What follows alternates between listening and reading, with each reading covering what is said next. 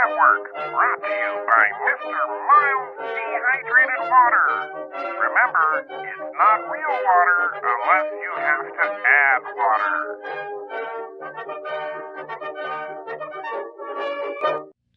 Hey guys, Michael J. Crawford, the Anti-Trekker here, and we have an article sent to us from the news desk over at TNN at antitrekker.com. This literally a couple hours before it was sent over to me, but let's take a quick look. This is an article by Jamie Lovett. Now, first of all, at the top of the article is a tweet sent out, and the tweet basically is a cute little Captain Picard Day message featuring Jonathan Frakes. And then after the tweet, it says, "Today is Captain Picard Day." Wow. This...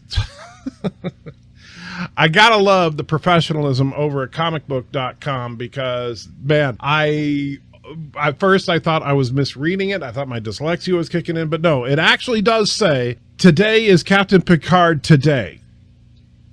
That's, yeah, that's a thing. Today is Captain Picard Today, and Star Trek fans worldwide are celebrating, including Picard's own #1, Jonathan Frakes. Frakes played Picard's first officer, Commander William Riker, on Star Trek The Next Generation. He appears in a new video released by StarTrek.com to celebrate this year's Captain Picard Day. "Hello, Trekkers, Trekkies, Picardians," Frakes says in the video. "I'd like to wish you all a happy Captain Picard Day." Frakes is reuniting with his old captain for Star Trek Picard. In April, Frakes confirmed that he will direct the second block of the new series. He shared a photo of his reunion with Patrick Stewart when he began work on his episodes.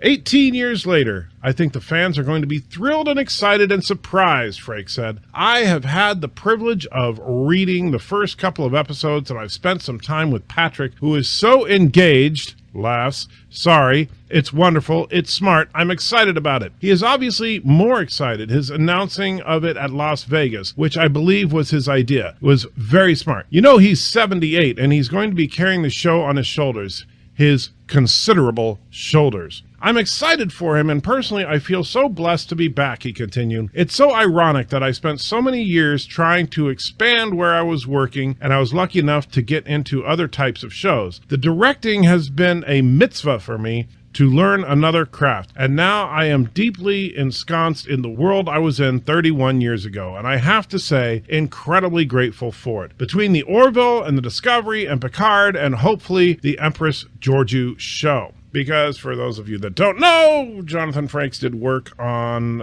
the couple, I don't remember if it's like 1 or 2 episodes of the Orville and some Discovery and, of course, upcoming Picard. And he's hoping to be working on the Empress Georgiou show coming soon. Frakes has, and here we go. Frakes has directed 3 episodes of Star Trek Discovery so far, 1 in the first season and 2 in the second season. He's expected to return in the show's 3rd season. CBS released the first teaser for Star Trek Picard, the 25th anniversary of the series finale of Star Trek The Next Generation. The show began production in California in April. Well, the teaser, of course, was nothing more than an old man in a vineyard, and literally that's pretty much all we see, and some voiceover work that tells us a little bit of exposition that something bad happened in the past.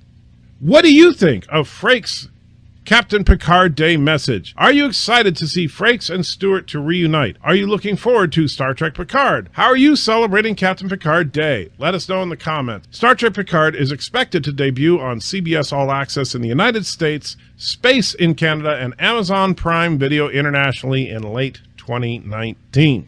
Well, first of all, what do I think about the Jonathan Frakes Captain Picard Day message? Quite frankly, it's kind of lame.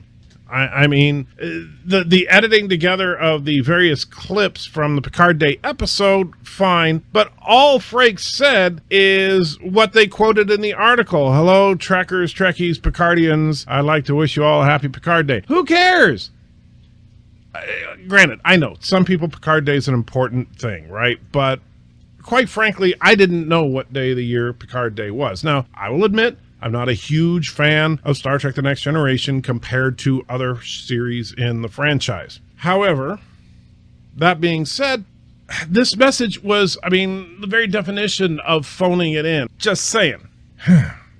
The interesting thing about it is the fact that now this is, a comicbook.com article, which I believe comicbook.com is part of the CBS family of shill websites. And he does mention the Orville in the interview that between the Orville, Discovery, and Picard, and hopefully the Empress Georgiou show. But he's, of course, talking about his directorial work, not his acting. And even though it's kind of funny that 3 out of the 4 shows mentioned are Star Trek shows, the Orville clearly is not, it's kind of funny that they would kind of throw that in. It's almost like they want people to associate Orville with Star Trek because people have positive feelings about Orville. And so they're hoping that some of that positivity leaches over to Star Trek.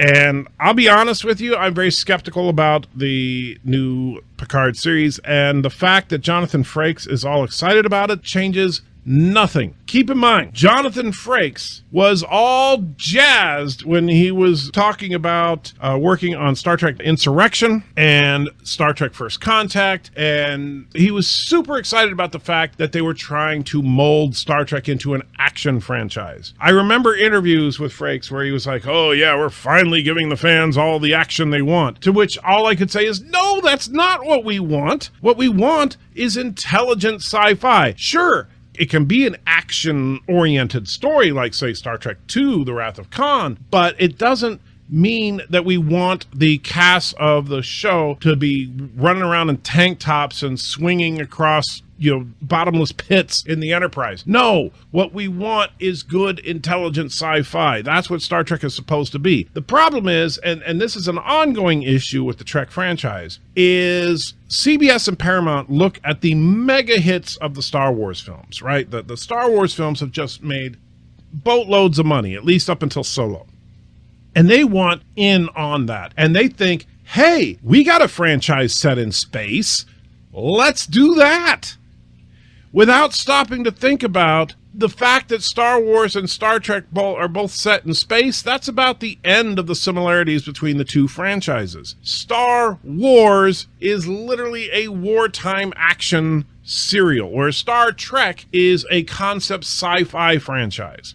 They're completely different animals, but the producers, the people who make this stuff, don't understand that, which is so ironic that they've worked and worked and worked so hard to try and make Star Trek into Star Wars with diminishing returns.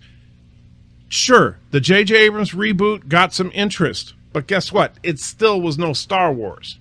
People were like, that's not bad, but I can't wait till they make a new Star Wars movie.